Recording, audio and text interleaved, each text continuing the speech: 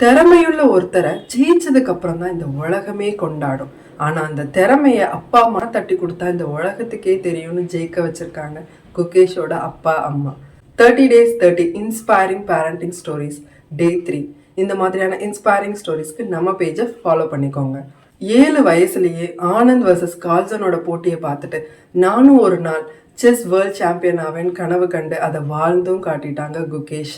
அவரோட journey easy இல்லை. அவரோட அப்பா அவருக்காக ஜாபை குவிட் பண்ணி அவங்க அம்மா ஒர்க் பண்ணி 2 பேரும் சேர்ந்து எமோஷ்னலாக சப்போர்ட் பண்ணாங்க. கம்பேர் பண்ணலை, ப்ரெஷர் பண்ணலை, டிசிப்ளினாக ஃபோக்கஸ்டாக எப்படி இருக்கணும்னு கற்றுக் கொடுத்தாங்க.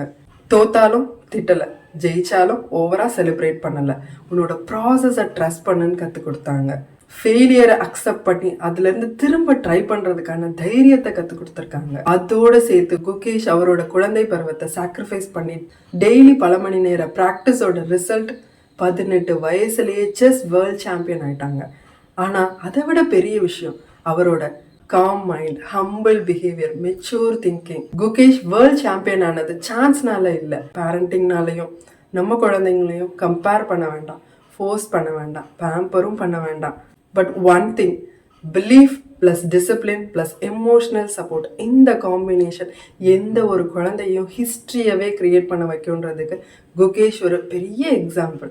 நீங்கள் வேற யாரோட பேரண்டிங் பார்த்து இன்ஸ்பயர் ஆயிருக்கீங்கன்றதை கமெண்ட் பண்ணுங்கள், அவங்கள பற்றியும் பேசுவோம்.